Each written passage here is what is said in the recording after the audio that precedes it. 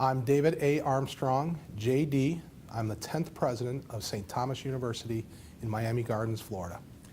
Pretty quick, the days go by fast. I have a lot of meetings set up. When I did my meet and greet back in May, I said that in the first 180 days that I would meet every single employee and make a major announcement every 30 days. And so far we're on track. I've met probably about 50 employees for half-hour meetings, asking them why they're at St. Thomas, how they got here and why they're here, why they've chosen the path that they've led in their life, and then what are our limitations, and then what are our opportunities. So I've done that with around 50 employees. We have about 366 I have to get to. And then we've already made one big announcement. We raised $250,000 for new stands in our baseball stadium. And we will have another big announcement at the end of the month. The acclimation project is on hold because I'm down here as a bachelor. Okay. My wife is still up in Kentucky getting our house ready to sell. And my daughter will be coming down here to go to school next week, most likely at Ringling. She's an artist, and so we're going to get her into the art school. And she'll join me, my wife will join me when she sells the other house. And my son, I have a 20-year-old son who's going to be a junior at Thomas More. And he is an accounting major, math minor, and a baseball player. We are a university, but we don't have enough students yet to act like a university from a resource perspective. Okay, so we from a mental perspective, an academic perspective, yes, we can act like a university, but as far as the number of students, we shouldn't be acting like a university. We're a small college. And so when we talk about the personal touch, we have to live that every day. And you live that by having access and helping students on a daily basis.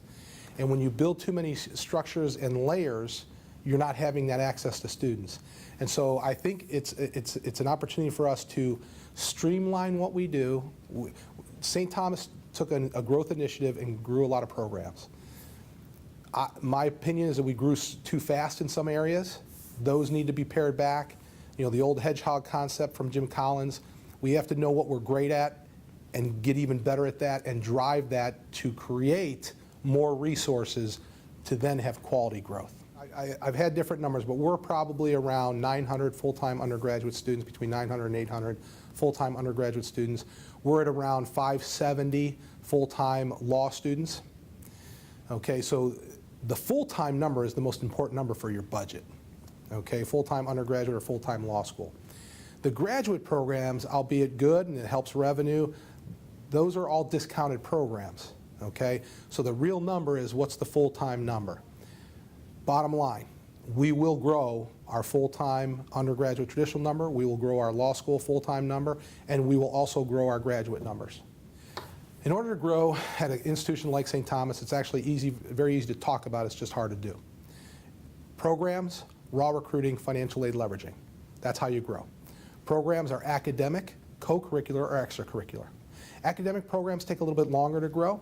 Co-curricular programs you can grow faster, things like marching band and theater and choir and learning differences programs.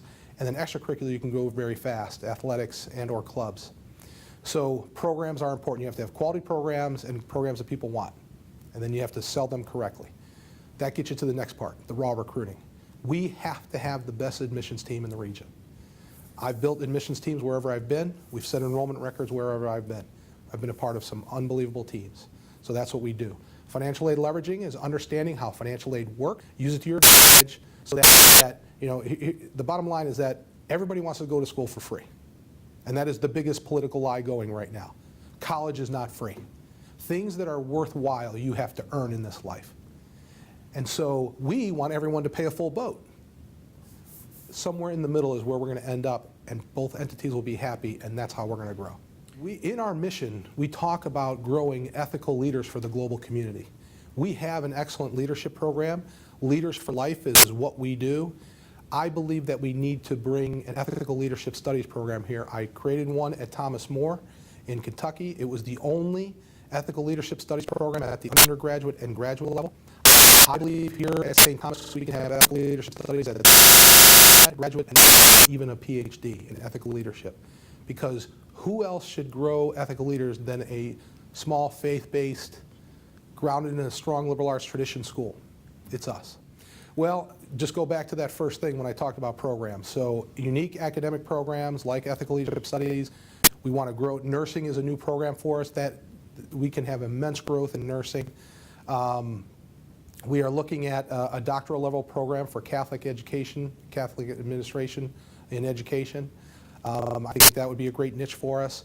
Co-curricular, things like a marching band and theater, choir, that really brings the liberal arts to the arts to a liberal arts institution. And then obviously there's plenty of opportunity in athletics. And you know, here in Miami, we're in the mecca of a lot of different sports in this country. So there's some great opportunities there.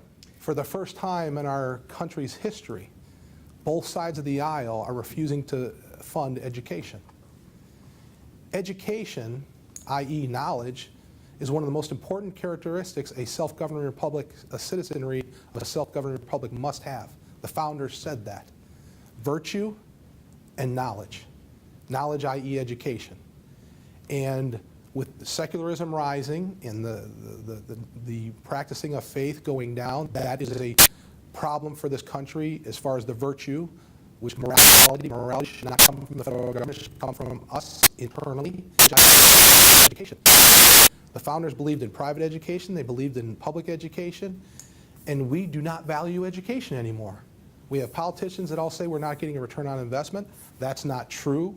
All the statistics still show the greatest thing anyone can do, the greatest investment, better than the stock index, better than gold, better than anything, is to get an education. But we, in higher education, have to do a much better job of explaining the return on investment people are getting.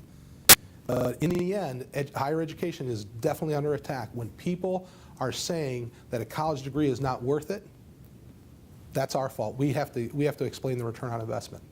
And my father was a tool and die maker. He had started and owned 2 businesses.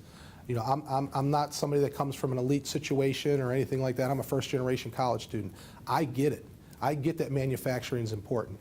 I get that work ready is important. And I believe that smaller liberal arts, faith-based schools are the best entities to prepare people for the workforce that is needed today.